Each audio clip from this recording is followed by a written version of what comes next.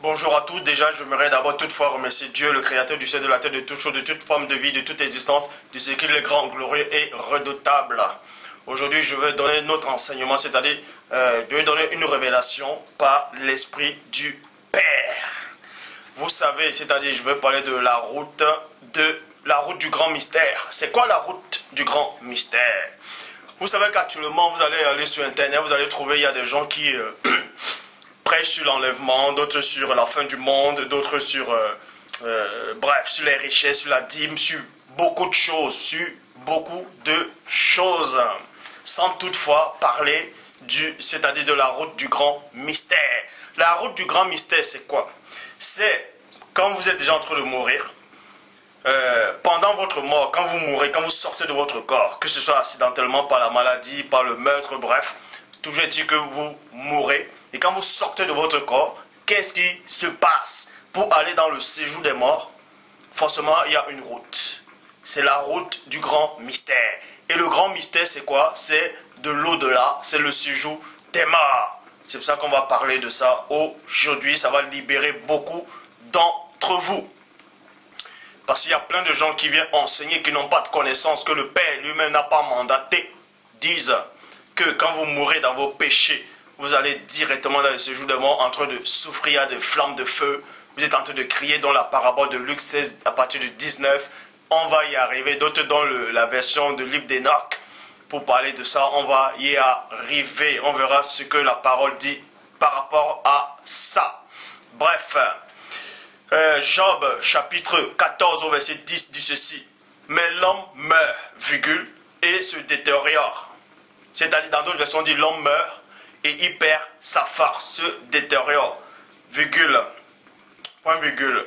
Oui, l'homme rend l'esprit. Où est-il? Donc Job, dans le livre de Job chapitre 14 au verset 10, on vous dit que l'homme meurt et il perd sa force. Il perd sa force comment?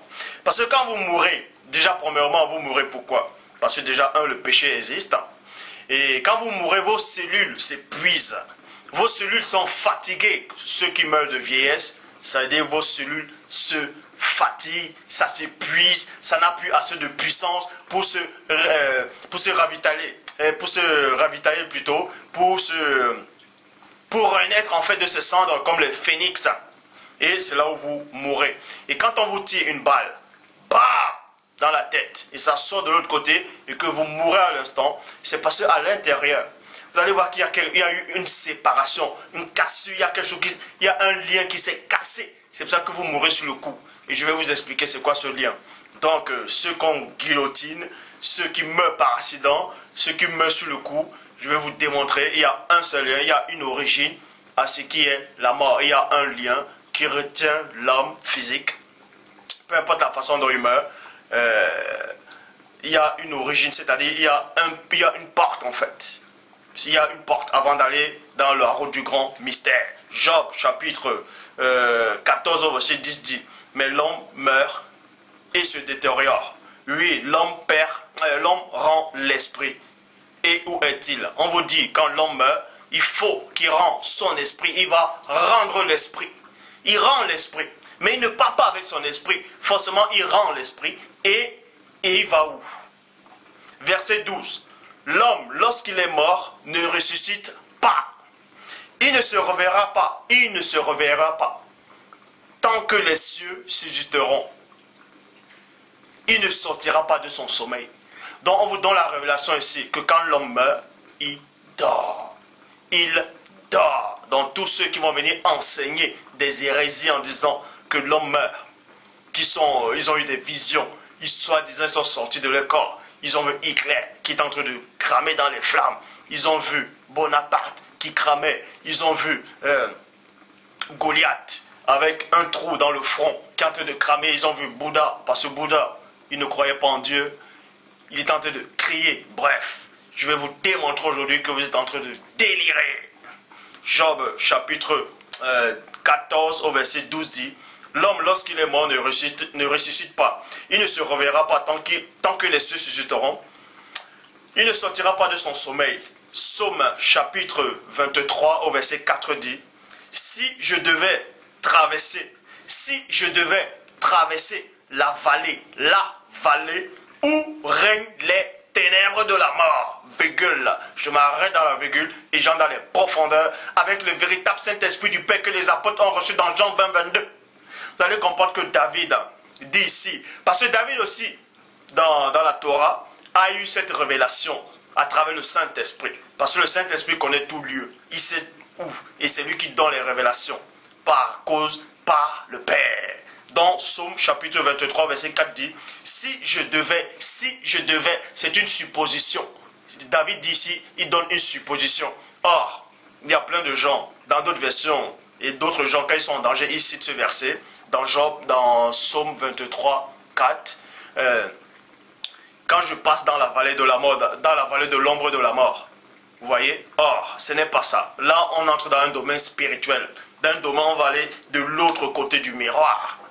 Psaume 23, verset 4. Si je devais, c'est une supposition, traverser. On traverse quoi? Pour traverser quelque chose, forcément, il faut une route. Il faut seulement un pont. Traverser la vallée où règnent les ténèbres de la mort. Je ne craindrai aucun mal, car tu es auprès de moi. 2 points. Ta conduite et ton appui. 2 points. Voilà ce qui me réconforte. Donc, David vous montre ici qu'il existe, c'est-à-dire une traversée. Quand on meurt, traverser la vallée de la mort, c'est quoi? C'est la route du grand mystère. C'est la route du grand mystère. Et David dit ici que quand même il traverserait cette route-là du grand mystère, il n'aura pas peur. Parce qu'il sait que Dieu est là. Parce qu'il sait que le Tout-Puissant le protège durant son voyage. Durant sa demeure de l'éternité. Presque de l'éternité. Durant sa demeure. Il dit qu'il ne craint pas. Parce qu'il sait qu'il a la foi. Parce qu'il sait qu'il marche avec le Dieu véritable. C'est pour ça qu'il ne craint pas de franchir la route du grand mystère. Mais si tu ne marches pas avec le Dieu véritable, forcément tu auras peur. Parce que vous savez qu'il y a des gens qui ont peur de la mort. Les gens ont peur de mourir, ils disent, mais si je meurs, qu'est-ce que je vois de l'autre côté? D'autres disent que quand ils seront dans le cercueil, peut-être qu'ils seront toujours dans le corps, mais ils seront enfermés, ils auront envie de sortir, mais ils ne pourront pas. Non. Dieu va vous révéler ces choses. Qu'est-ce qui se passe à la période où on est en train de mourir, à l'instant, quelques secondes avant la mort? Qu'est-ce qui se passe dans le corps? Qu'est-ce qui se passe dans l'esprit? Qu'est-ce qui se passe dans l'âme? Comment se fait-il que quand on meurt, on va où? Bref, d'autres disent qu'ils sont morts, ils sont allés dans un grand tunnel, ils ont vu une dent blanche. Je vais vous démontrer que tout ça, c'est faux.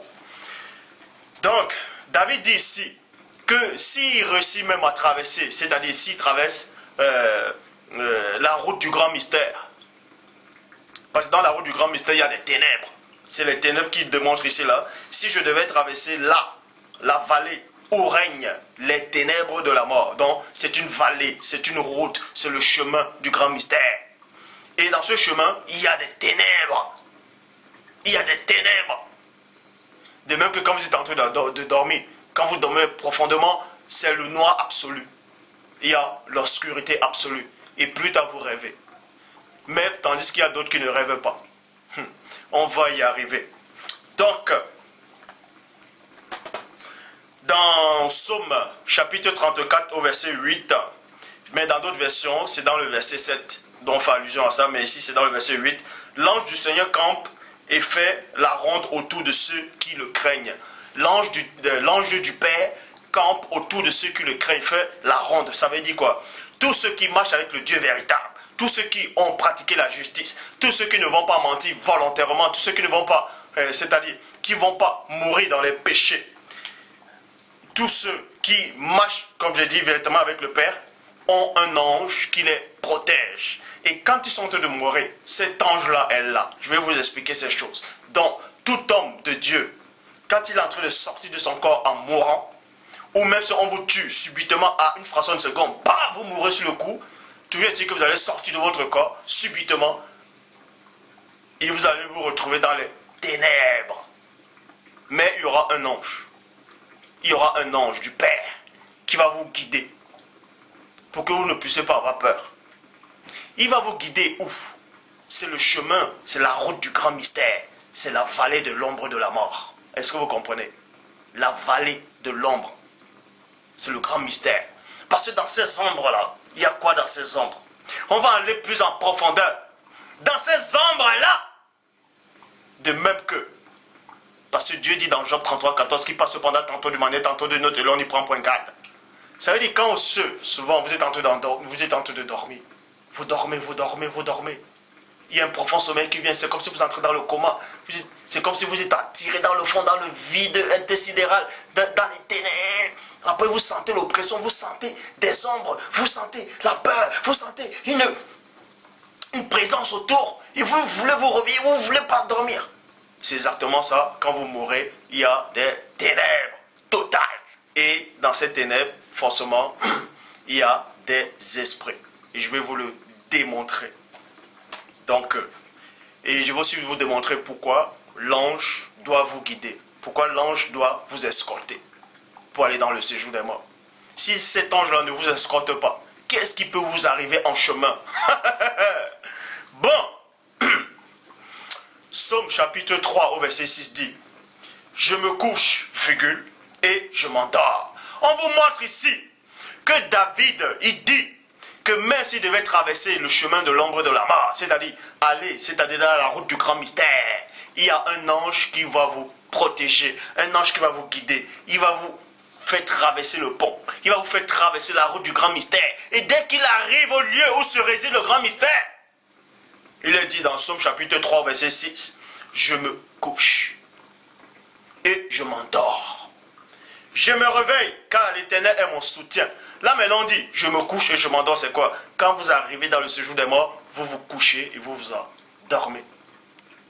Or maintenant il est dit ici, je me réveille car l'Éternel est mon soutien. Ce je me réveille là, c'est à la fin des temps, au jour de la résurrection. On va aller plus en profondeur. Psaume chapitre 4 au verset 9. Je me couche et je m'endors en paix. Je me couche et je m'endors en paix. Car toi, seul, ô Éternel, tu me donnes la sécurité dans ma demeure. Dans ma demeure. On va voir c'est quoi cette demeure. Déjà, on va dans Daniel chapitre 12 au verset 13 qui dit, quant à toi, virgule, Daniel, va jusqu'au bout de ton chemin. Quant à toi, Daniel, va jusqu'au bout de ton chemin. Donc, Dieu va vous démontrer comment ça se passe pendant la mort. Pendant la mort, quand vous êtes en train de mourir. Déjà, quand vous mourrez, il y a des ténèbres. Quand vous arrivez, ce sont des ténèbres totales. Ça se passe en quelques fractions de secondes. Ça se passe très vite. Très vite. Vous voyez? Il y a un esprit qui vient vous récupérer. Il vous amène, vous allez dans le séjour des morts. D'autres ne peuvent pas voir cet esprit. Mais d'autres peuvent voir cet esprit qui vient le chercher. Mais toujours dit que vous allez passer dans ce tunnel-là, dans la route du grand mystère, et vous allez dormir. Dormir. C'est ça que l'ange dit ici, dans Daniel chapitre 12 au verset 13. Quant à toi, Daniel, va jusqu'au bout de ton chemin. Spirituellement, vous allez comprendre ici qu'on prend un homme de Dieu, et l'ange guide un homme de Dieu, dit, va jusqu'au bout du chemin, et là tu vas dormir.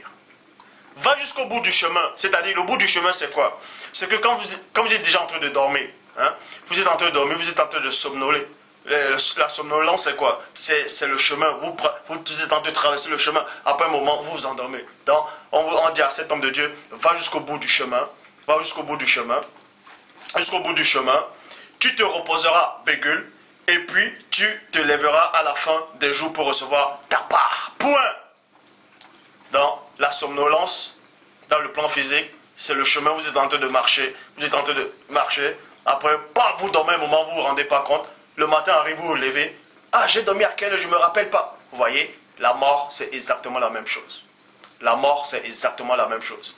Père a permis que je voie exactement ce qui se passe dans le séjour des morts, dans la route qui mène dans le séjour des morts. Bref, j'ai fait un livre, j'ai expliqué ça. Dans ce livre, bientôt le livre va être publié.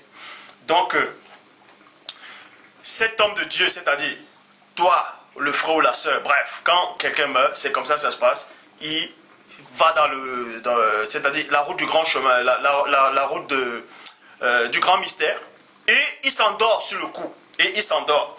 Ecclésias chapitre 12 au verset 7 à 9 dit, c'est l'époque, maintenant on vous apprend que c'est une époque, c'est-à-dire pendant cette traversée, comme vous êtes en train de mourir, on va vous démontrer ce qui se passe réellement, ce qui se passe en détail, en précision. Donc n'ayez plus peur de pour ceux qui pensent à la mort, n'ayez pas peur de mourir. C'est-à-dire que si je meurs, je vais aller brûler. C'est-à-dire, je vais directement dans le séjour de moi en train de cramer. Parce qu'il y a des faux pasteurs qui n'ont pas de connaissances, qui viennent vous dire non, si vous ne portez pas la dîme, si vous couchez avec la voisine, vous allez mourir sur le coup, vous allez mourir et vous serez en train de cramer directement. Mais il y a néanmoins un jugement. Pour tous les péchés que vous allez commettre, il y a néanmoins un jugement du Père. Il y a le jugement. Mais ici, moi, je ne parle pas par rapport au jugement, je parle par rapport à la mort. C'est-à-dire, quand vous mourrez, il y a un lieu. Ça s'appelle un séjour, le séjour des morts. C'est le séjour des morts, le pays des morts. Donc, Ecclésiaste chapitre 12 au verset 7 à 9, c'est l'époque où l'on redoute ce qui est haut. Donc, quand vous êtes en train de mourir, il y a d'autres qui ont peur quand ils sont en train de mourir. Et c'est là qu'on vous dit, c'est l'époque où l'on redoute ce qui est haut. Donc, on redoute, les gens ont peur de la mort. Ils ont peur de savoir ce qui va les arriver de l'autre côté. Donc, c'est ce qui est haut. C'est haut, au-delà de leur entendement, au-delà de leur compréhension. Où l'on a des terreurs en chemin, virgule, où l'on a des terreurs en chemin, quand vous êtes en train de mourir, vous sentez cette peur, vous sentez cette sensation, vous sentez une oppression occulte, démoniaque. Des terreurs en chemin, virgule. C'est pour ça qu'il faut qu'un ange vous accompagne. Il faut qu'un ange vous guide. Les terreurs en chemin, où la mandieu fleurit, où la sauterelle devient lourde, et où la capre n'a plus de fait, car l'homme s'en va vers sa demeure éternelle. Donc l'homme en train de traverser la route du grand mystère, sa demeure éternelle, et les pleureurs parcourent les rues. Point.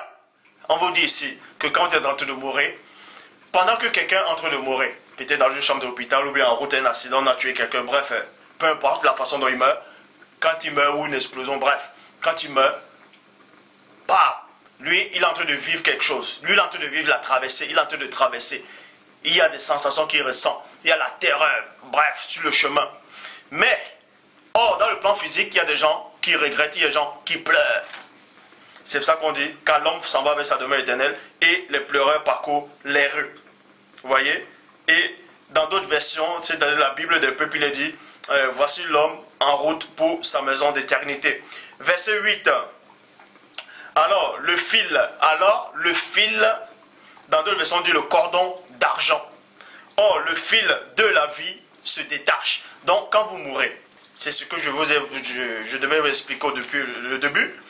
Quand vous êtes malade, gravement malade, vous êtes malade. D'autres qui ont le sida, tellement ils sont malades, ils sont en train de maigrir, D'autres c'est le cancer, d'autres c'est la tumeur du cerveau, d'autres on les a empoisonnés, d'autres on les a tiré une balle dans la tête, bam, à l'instant. D'autres c'est peut-être le coup de couteau, d'autres la voiture vous cogne, d'autres crise cardiaque, vous tombez sur le coup, bref. Peu importe la façon dont vous mourrez, quand vous mourrez, voilà ce qui se passe premièrement.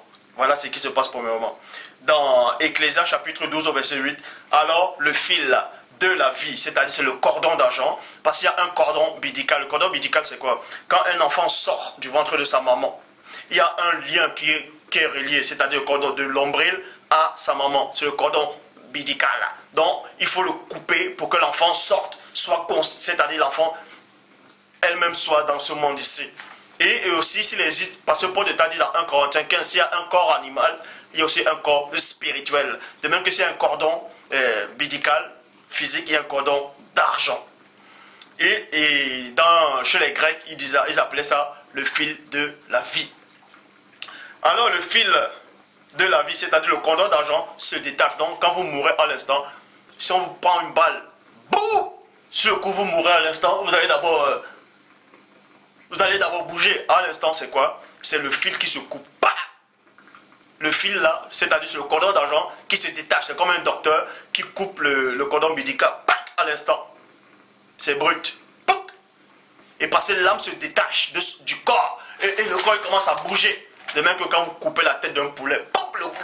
Parce que le corps ne s'attendait pas réellement à ça. Donc, on a retiré brusquement l'âme. On a retiré brusquement l'âme du corps. Et le corps, il est déséquilibré. C'est pour ça qu'il est en train de bouger. Il ressent des sensations. Vous voyez? Donc c'est le fil de la vie, c'est le cordon d'argent qui se détache, qui se brise. Bam, ça se coupe et vous sortez de votre corps directement. Bon. Or, ceux qui font la projection astrale ou le voyage astral, ils sortent de leur corps avec l'âme, mais le fil n'est pas coupé. C'est le cordon d'argent. Bref, je ne vais pas entrer en précision par rapport au voyage astral ou à la projection astrale. Mais ici, quand le fil se coupe, c'est fini.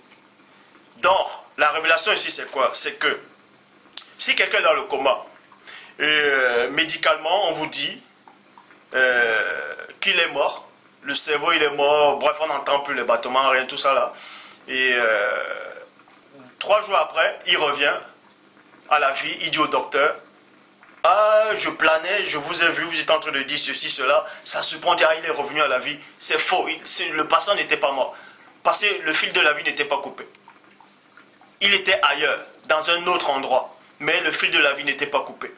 Or, si le fil de la vie se coupe, vous ne pouvez plus ressusciter, c'est fini. Je dis bien, c'est fini. Pour tout comprendre, aucun sorcier dans ce monde n'a le pouvoir de ressusciter quelqu'un. Je vais vous expliquer pourquoi. Même Satan n'a même pas le pouvoir de faire ressusciter quelqu'un. Je vais vous expliquer en détail pourquoi je dis cela. Bon. Alors le cordon d'argent, le fil de la vie se détache.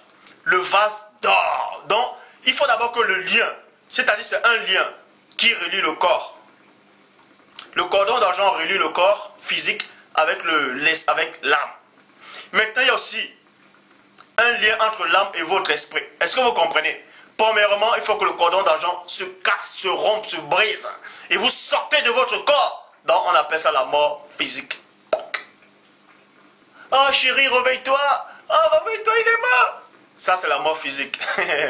Bon, et ensuite, on vous dit ici que le vase d'or, un vase, c'est quoi dans la parole du Père? Un vase, on considère aussi les hommes comme des vases. C'est pour ça qu'on dit qu'il y a des vases d'or, des vases d'honneur, des vases vides, des vases de terre, ainsi de suite. Le vase d'or, ici, correspond à l'âme. C'est l'âme maintenant qui est dorée. C'est l'âme. Parce que votre âme n'a pas... bref. C'est le vase d'or se brise. Vous voyez, le vase d'or se brise, virgule. Que le seau se rompe sous la source. Le seau se rompe sous la source. Donc, il y a beaucoup de détachement. Premièrement, le cordon d'argent se brise. Bam, vous sortez de votre corps. Et ensuite, maintenant, il faut maintenant que l'âme et votre esprit soient aussi détachés. Il faut aussi qu'il y ait un lien qui se brise. Parce que le corps retourne à la terre. L'âme va dans le séjour des morts. Et l'esprit retourne l'esprit retourne où? À Dieu. Donc, ces 3 êtres-là, l'âme, l'esprit et le corps, ne vont pas dans la même place pendant la mort. Ne vont pas dans la même place. Dans la terre, le corps retourne dans la poussière, l'âme va dans le monde astral, c'est-à-dire le séjour des morts, il dort, et votre esprit retourne à Dieu. C'est pour ça que l'esprit aussi doit se détacher de votre âme. Alors le fil de la vie se détache, le vase d'or se brise. Dans le vase d'or, l'âme se brise, c'est-à-dire, ça veut dire quoi? L'âme se détache de votre esprit. Pac! Il y a aussi un lien, ça se détache. Que le seau se rompe à la source, virgule, et que la roue se casse sur la citerne. Sur la citerne, ça veut dire quoi? Physiquement, vous mourrez, votre corps tombe là, déchiqueté, les lions vous mangent, ou vous noyez, bref. Toujours est-il que vous restez dans le plan physique. Et votre âme, c'est maintenant un ange. Écoutez attentivement. C'est un ange du Père qui prend votre âme, il vous amène dans la route du grand mystère. Et là, vous dormez. Maintenant, votre esprit retourne à Dieu. Mais votre esprit ne retourne pas tout seul. Il faut aussi un être spirituel à part qui prend votre esprit, qui l'amène devant le Tout-Puissant. Mais ici, il est question des roues. C'est quoi ces roues? Le seau se rompt sur la source, virgule, et la roue se casse sur la citerne. Vous avez compris ici que la roue, c'est quoi? Ça représente une autre hiérarchie spirituelle. Et les roues ici, ce sont les ophanimes. Les ophanimes prennent votre esprit, ils amènent devant le Père, ils amènent à Dieu. Donc les anges prennent votre âme, ils vous amènent dans le séjour des morts, pour vous accompagner à aller dormir. Les Ophanimes, eux, ils prennent votre esprit et ils amènent. Bon.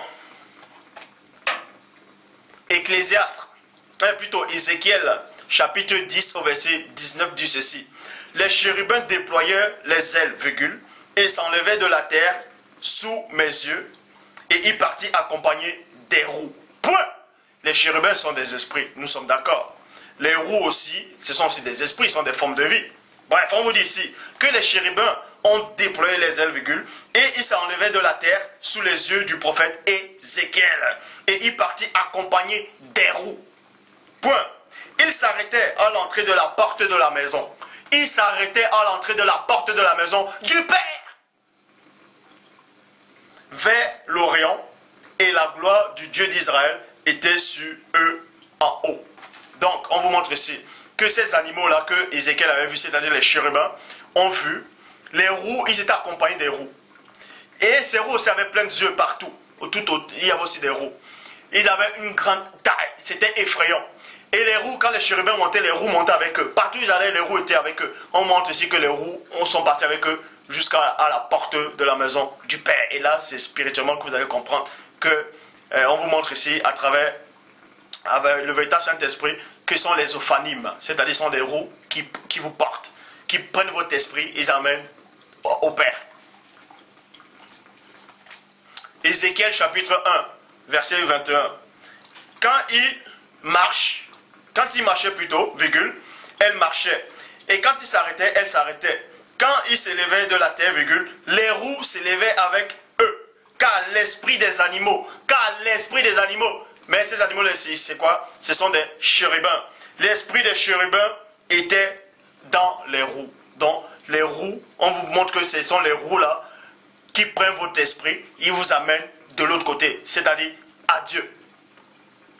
Est-ce que vous comprenez? Maintenant, on va aller dans Ézéchiel, Ecclésiaste plutôt, chapitre 12 au verset 9.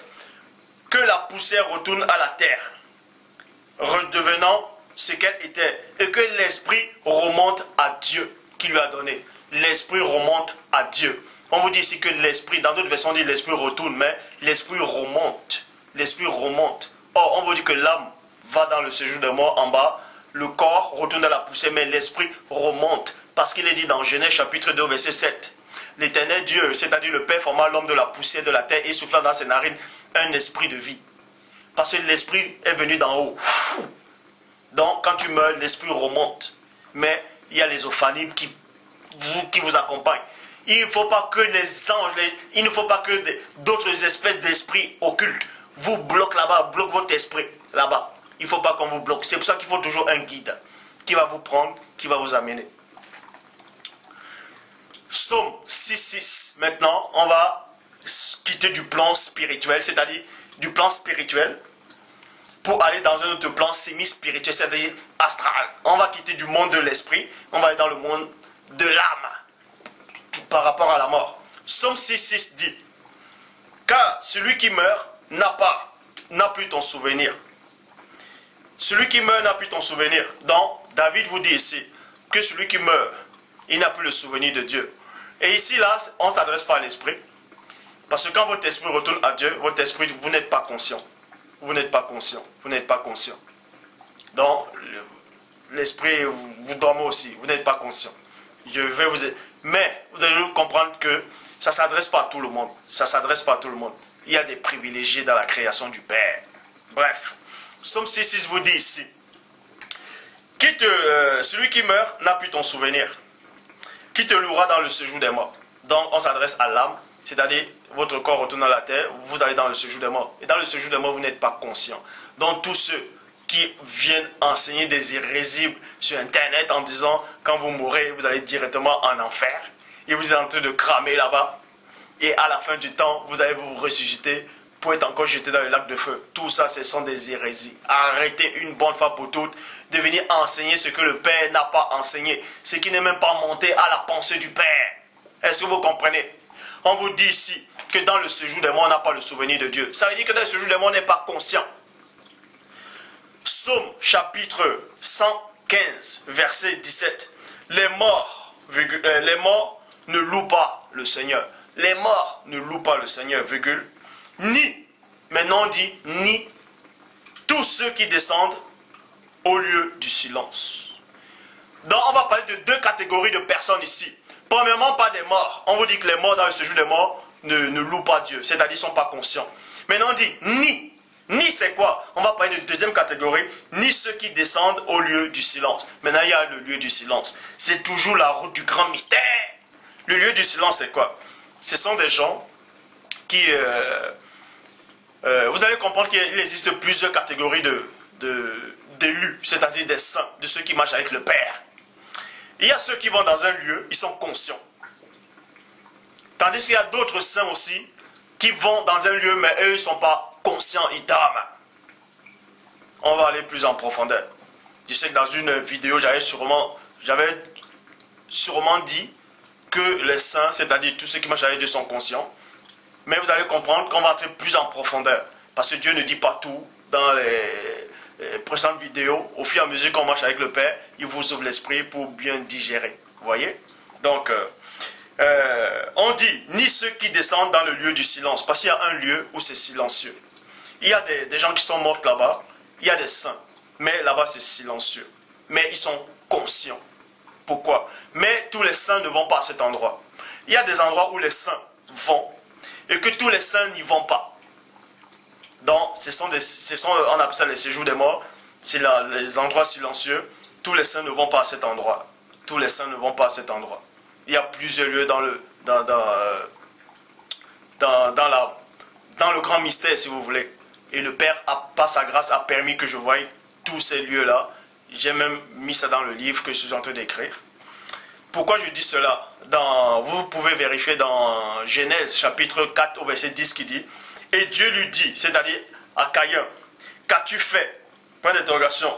« J'entends le sang de ton frère crier vengeance. J'attends le sang de ton frère crier vengeance depuis la terre jusqu'à moi. » Donc, pour donner crédit à Psaume chapitre 115 au verset 17, il dit « Les morts ne louent pas le Seigneur, ni ceux qui descendent dans le lieu du silence. » Donc, c'est juste là qui sont dans ce lieu de silence ne louent pas Dieu. Ils ne vont pas louer Dieu. Mais là-bas, ils vont se plaindre à Dieu. Ils vont se plaindre à Dieu. C'est pour ça que Psaume, je vais lire dans Psaume, je vais aller plutôt dans Genèse, chapitre 4 au verset 10, on vous apprend que l'âme, c'est-à-dire l'âme c'est quoi? C'est le corps. L'âme, ça représente le sang. L'âme d'Abel criait, donc il se plaignait à Dieu. C'est pour ça que je vous exhorte aussi d'aller dans Apocalypse chapitre 6 à partir du verset 9 qui dit « Quand il ouvrit le 5e sceau, je vis sur l'autel les âmes de ceux, d'une catégorie de personnes. » Là, ce sont des saints. Mais tous les saints ne sont pas à cet endroit. Mais c'est de ceux, on a précisé, de ceux qui avaient été tués. Dans d'autres versions, on dit immolés, égorgés, bref, qui avaient été tués à cause de la parole de Dieu et à cause du témoignage qu'ils avaient rendu. Et ils criaient d'une voix forte en disant, jusqu'à quand, saint maître, jusqu'à quand, saint et véritable, maître saint et véritable, tant que tu as jugé à tirer vengeance des habitants de notre sang, donc des habitants de la terre, de notre sang. Donc ils étaient là dans un lieu, ils étaient en train de se plaindre à Dieu. Ils se plaignaient, c'est-à-dire, ils adressaient les supplications. Ils disaient à Dieu de les venger. Jusqu'à quand, toi, Père très saint, car Dieu, tu as tiré vengeance sur les habitants de la terre, de notre sang. Donc c'est un endroit où il y a des saints qui ont été tués pour la parole du Père. Qui ont été tués pour le Père. Pour les témoignages qu'ils ont rendus. Et Abraham n'est pas dans cet endroit. Parce qu'Abraham, on n'a pas été tué. Il est mort dans une heureuse vieillesse. David n'a pas été tué. Job n'a pas été tué. Il y a plein de prophètes dans l'Ancien Testament qui n'ont pas été tués. Mais d'autres aussi qui ont été tués. Donc, tous ceux qui n'ont pas été tués ne sont pas dans cet endroit-là. Ne sont pas dans cet endroit. C'est un endroit aussi pour réserver pour les saints, mais tous les saints n'y vont pas dans cet endroit. Il y a plusieurs endroits. Et on vous dit ici, parce qu'ils étaient dans cet endroit, ils étaient conscients. Et Abel aussi est là-bas. Parce que Abel, on l'a tué pour Dieu. Est-ce que vous comprenez? Donc, Quand il ouvrit le cinquième sceau, je vis sur l'autel les âmes de ceux qui avaient été tués à cause de la parole de Dieu et à cause du témoignage qu'ils avaient rendu. Ils criaient d'une voix forte en disant: jusqu'à quand, Maître saint et véritable, t'as-tu attiré vengeance de notre sang sur les habitants de la terre? Une robe blanche fut donnée à chacun d'eux et il fut dit de se tenir en repos encore quelque temps, jusqu'à ce que fût complet le nombre de leurs compagnons de service et de leurs frères qui devaient être mis à mort. Qui devaient être mis à mort, comme eux. Donc, uniquement ceux qui doivent être mis à mort pour le Père vont à cet endroit-là. Est-ce que vous comprenez? Maintenant, il y a un endroit où certains saints aussi vont, mais ils ne sont pas conscients, ils dorment. Ils dorment. Bon. 1 Samuel chapitre 28, verset 11 à 13 dit: vous allez comprendre que le roi Saül voulait que le prophète Samuel puisse lui parler. Mais le prophète Samuel était déjà mort. Samuel était mort. Et on sait que Samuel est mort de quoi? Samuel était mort, on ne l'a pas assassiné. Vous voyez? Il est mort, on ne l'a pas assassiné. 1 Samuel chapitre 28, verset 11 à 13. Vous voyez? La femme lui dit, quand le roi Saül allait voir une femme qui invoquait les esprits, une femme qui invoquait les morts. Parce que vous allez comprendre le mystère de la révélation ici, c'est quoi? C'est qu'il est dit dans la parole, ne considérez pas ceux qui invoquent les morts ou les esprits. Vous savez pourquoi il est dit de ne pas invoquer les morts et les esprits? Mais avant de répondre, je vais d'abord m'arrêter là. Bon. Le roi Saül, forcément dans sa chambre, ou bref, peu importe, le fait de penser à Samuel, c'est une sorte d'invocation. Il invoquait. Mais Samuel ne pouvait pas venir. Il était obligé, le roi Saül était obligé d'aller voir une femme. Une dizaine de Bonaventure, une sorcière, qui avait l'art, qui savait comment invoquer un mort. Parce qu'il y a des façons d'invoquer des morts. Il y a une formule. Si vous appelez un mort, là, actuellement, il ne viendra pas. Mais il y a une façon, il y a une formule. Il y a une formule, parce que tout s'apprend. Mais je ne veux pas vous apprendre à comment on invoque un mort, comment on va faire apparaître un esprit ou une âme, bref. Mais le Père a néanmoins par sa divine puissance permis que je voie toutes ces choses en détail. Vous allez comprendre qu'il y a, il y a une façon d'invoquer les morts. Il y a un rituel, il y a des formules en fait. De même que quand vous voyez dans Genèse, on vous dit que Moïse, cet homme-là, dont on a dit dans Moïse, a transformé le bâton en serpent. Et ces mages-là aussi, c'est-à-dire ces magiciens égyptiens, ont aussi transformé le bâton en serpent. Comment ils ont fait pour transformer un truc qui ne vit pas à quelque chose qui vit? Parce qu'il y avait une formule. Il y a quelque chose derrière que vous ne connaissez pas. Il y a un secret. Parce que tout s'apprend. Mais je ne veux pas vous apprendre les mystères de l'inconnu. Donc, et quand Saül allait voir cette femme, il a dit: je veux que tu me fasses monter quelqu'un. Je veux que tu m'appelles quelqu'un. Parce qu'il y a une façon d'appeler les gens. C'est pour ça que j'ai dit, si vous savez comment appeler les anges vont vous apparaître. Parce qu'il y a une formule. Il y a une formule. Mais je vous donnerai pas cette formule. Mais toutefois, je ne dis pas que j'invoque les morts. Toutefois, c'est pas ça que j'ai dit. Donc, 1 Samuel chapitre 28, verset 11 à 13 dit: la femme lui dit: que ferais-je monter du séjour des morts? Point d'interrogation. Donc, la femme lui dit: qui veux-tu que je te fasse monter du séjour des morts? Parce que cette femme-là était consciente du séjour des morts. Elle avait les facultés que les autres n'avaient pas. Elle connaissait l'au-delà. Elle connaissait que quand je dis ceci, quand j'emploie cette formule, cette phrase, cet homme-là qui est dans le séjour des morts, il va entendre ma voix. Il va se réveiller de son sommeil. Il va sortir. C'est pour ça que le premier-né dans Jean 11, il dit: Père, je te rends grâce de m'avoir exaucé. Quand je sais que pour moi tu m'exauces toujours. C'est à cause de cette foule-là que je parle ainsi. Pour qu'ils sachent que c'est toi qui m'as envoyé. Lazare, sors! Parce que le premier-né a employé une formule spirituelle que vous ne pouvez pas connaître. Quand il a dit Lazare, quand il a appelé Lazare, la voix a franchi la route du grand mystère.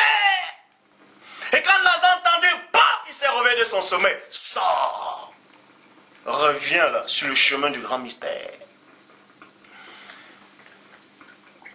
Quand je vous dis, c'est pas tout le monde qui peut ressusciter un mort. Faites très attention.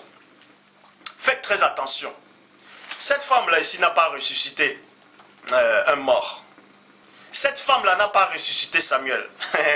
On va entrer dans les mystères de la révélation du Père. Ressusciter, c'est quoi? C'est que quelqu'un meurt, on le ressuscite, il revient physiquement. Ça veut dire, c'est un espoir terrible. Il est réservé qu'au véritable homme de Dieu pour accomplir cela. Pourquoi? Satan lui-même ne peut pas le faire. Donc tous ces gens qui disent qu'il y a un pasteur à ressusciter quelqu'un, c'est faux. Parce qu'il n'y a même pas de pasteur ici.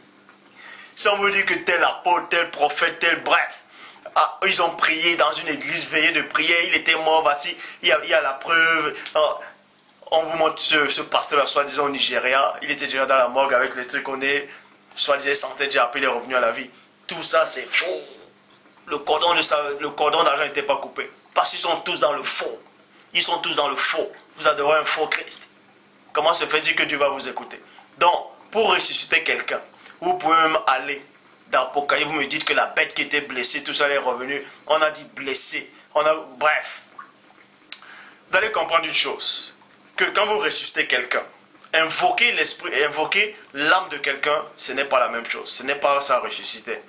Cette femme-là avait l'art d'invoquer les morts. Invoquer les morts, c'est quoi? Elle peut faire sortir ton âme. Elle peut appeler ton âme. Ton âme, il dort dans le séjour des morts.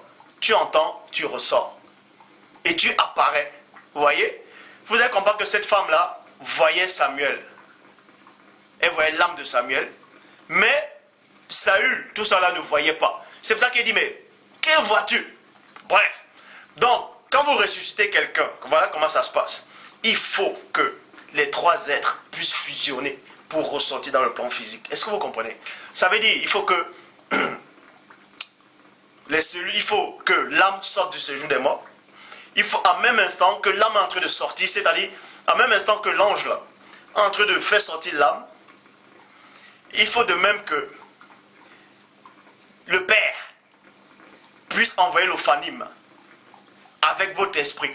Au même instant, il faut que l'esprit, votre esprit descende aussi du Père, du trône du Père, c'est-à-dire d'où il part après sa mort. Donc, il faut aussi que cette roue-là descende avec votre esprit et que cet ange aussi vienne avec votre âme au même instant.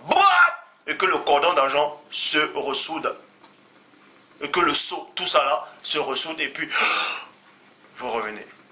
Ça, c'est la résurrection. Donc, faites très attention. Quand vous voyez des faux témoignages, oh, tel pasteur est venu, pasteur Bonquet ou parfait, je ne sais pas quoi, il a prié et puis la personne a ressuscité. Alors que ces faux pasteurs ont pris un faux Christ. Vous croyez que le Père va vous écouter? Il va envoyer l'Esprit?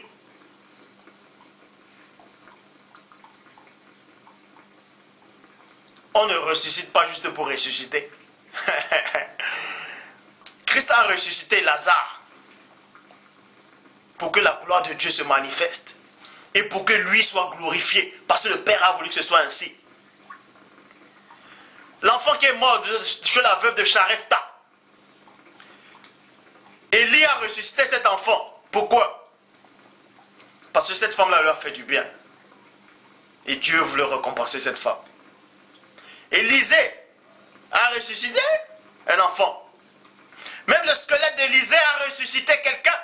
C'est pour vous montrer qu'un homme de Dieu, un véritable homme de Dieu, que ce soit son ombre, ses habits, tout ce qui touche devient pur, saint. Il y a l'onction. Pas de taxe, il dit quoi?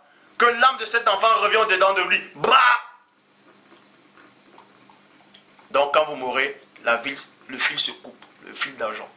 Donc pour ressusciter quelqu'un, il faut que Dieu déjà vous écoute, qu'il demande à votre esprit, qu'il envoie votre esprit de retourner, et que l'ange fasse sortir votre âme du séjour des morts. Et que vous fusionnez, tout s'arrange en même instant. Donc, n'écoutez plus tous ces témoignages où on dit « Ah, l'autre il est mort, il avait ceci, il avait des gens qui criaient en enfer, il est revenu, Il donne un puissant témoignage mélangé avec du mensonge, tout ça c'est faux.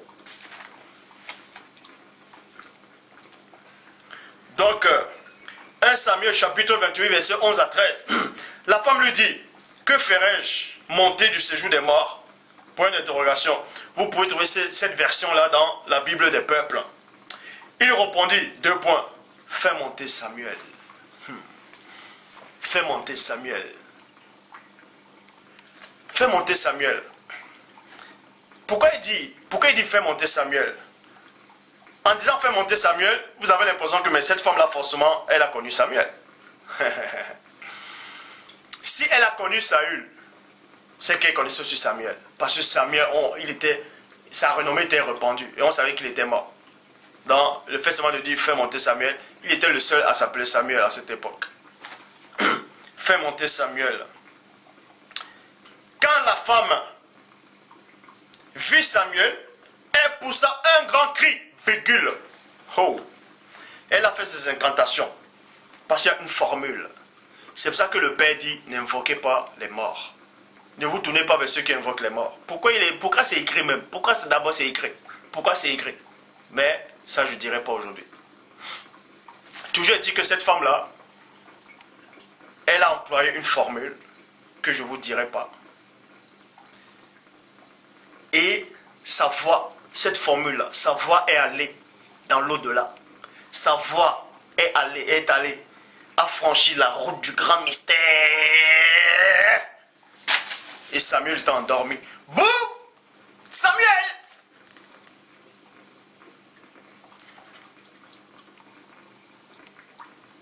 Il a suivi la voix, il a suivi la voix. Et quand Samuel est sorti, oh! Là ce n'est pas la résurrection. La résurrection c'est le corps, l'âme et l'esprit en même temps. Mais là, ce n'est pas ça. Là, c'est une apparition. Et là, c'était l'âme.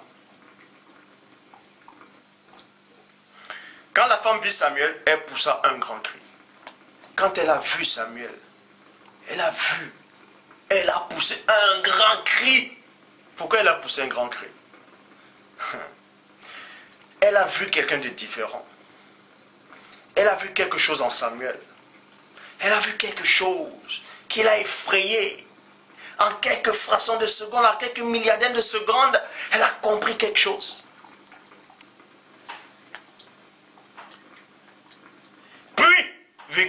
Puis, s'adressa à Saül et dit, 2 points, pourquoi m'as-tu trompé? Tu es Saül. Donc vous allez comprendre ici que cette femme-là quand elle a vu Samuel, elle a poussé d'abord un grand cri. Et dans ce cri-là, il y a eu un langage spirituel. Et dans ce langage-là, elle a compris ce qui se passait en cet instant. Elle n'a pas seulement vu Samuel, elle a vu d'autres êtres avec Samuel. Parce que quand on appelle quelqu'un, cet ange doit vous raccompagner du chemin du grand retour. Vous voyez? C'est pour ça qu'il est dit, dans le verset 13, le roi lui répondit 2 points, ne crains point. Mais que vois-tu? Mais que vois-tu? Le roi dit, ne crains pas, mais que vois-tu? Et la femme dit à Saül, 2 points, je vois des dieux. Je vois des dieux. Pluriel. Elle a vu plusieurs personnes. Mais dans d'autres versions, il a dit, je vois un Dieu qui monte de la terre. Et dans d'autres, on dit, je vois Dieu.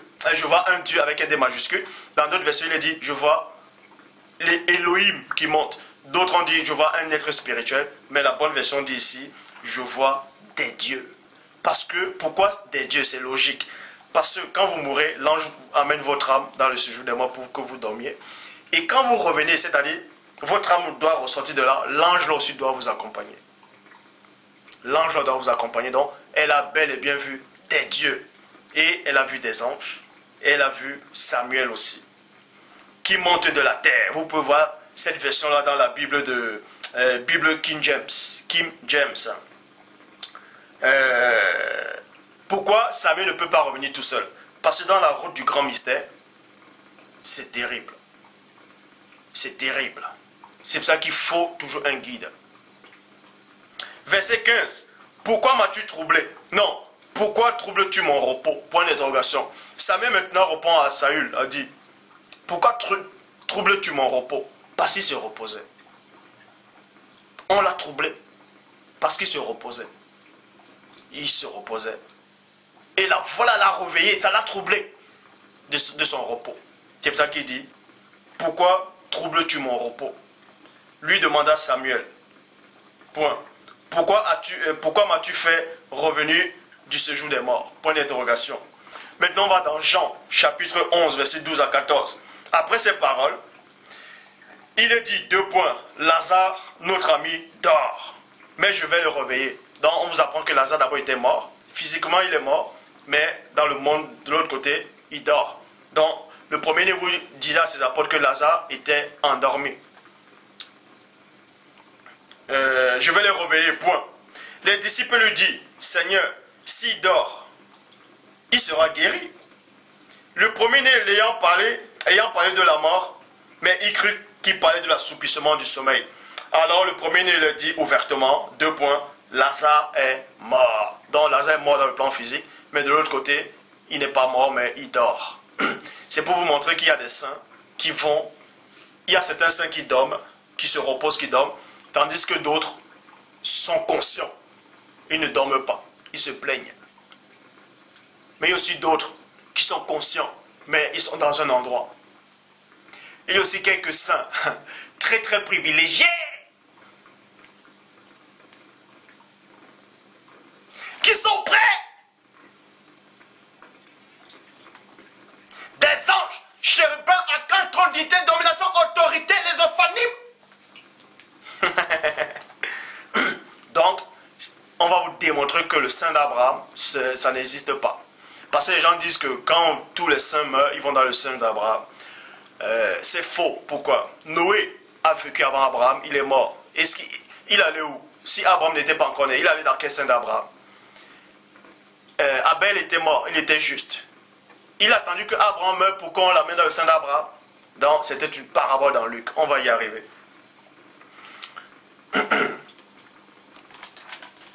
Daniel chapitre 12 au verset 2.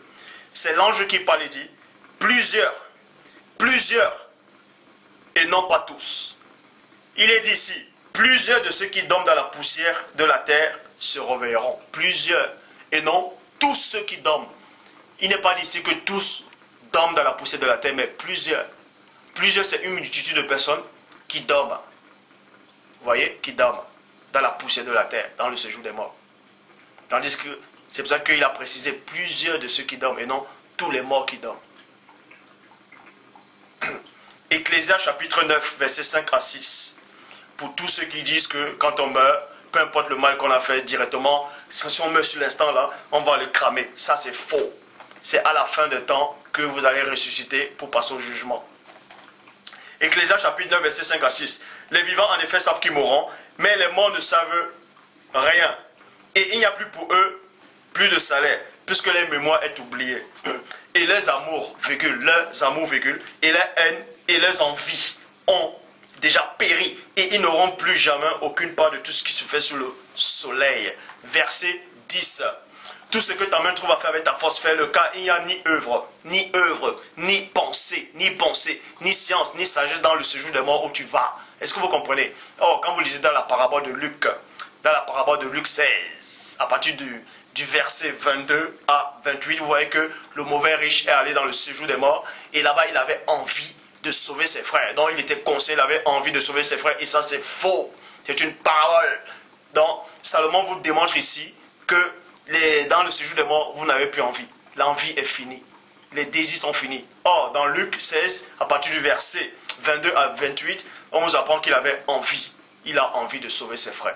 Donc, c'est une contradiction si vous acceptez ça. Or, ce n'est pas une contradiction, parce que c'est une parabole. Maintenant, il est dit dans le livre d'Enoch, chapitre 22, verset 11 à 12, parce qu'il y a des gens qui n'ont pas de connaissance, ils prennent tout ce verset-là. Le livre d'Enoch, chapitre 22, verset 11 à 12, dit, les pécheurs sont également classés. Après les morts, ils sont déposés dans la terre si le jugement ne les est pas parvenu de les vivants. C'est ici que les âmes sont enfermées et c'est ici qu'ils sont en proie à des douleurs intolérables. Châtiment de ceux qui sont maudits pour l'éternité et dont les âmes seront punies, enchaînées à jamais. Vous voyez, enchaînées à jamais. On vous montre que dans le livre d'Enoch, chapitre 22, versets 11 à 22, c'est-à-dire les pécheurs, ceux qui ont commis le mensonge volontairement, les adultères, les fornicateurs, bref, tous ceux qui ne plaisent pas à Dieu, quand ils meurent directement, ils vont souffrir actuellement. Et à la fin des temps, ils ressuscitent pour le jugement encore. Or, cette version-là, par rapport à ça, c'est faux. Dieu dit bien, c'est complètement faux. Il existe plusieurs versions des livres d'Enoch.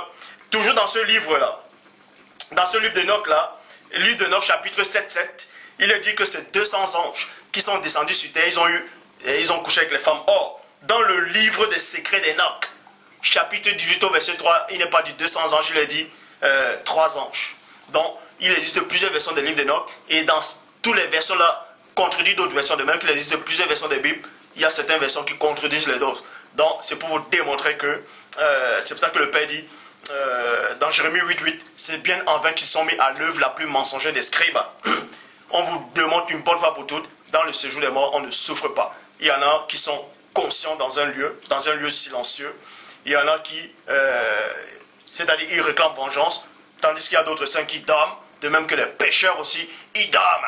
Mais il y a plusieurs compartiments. J'ai expliqué ça dans le livre que je suis en train d'écrire. Donc ça, c'est la vérité qui libère. C'est la vérité qui libère.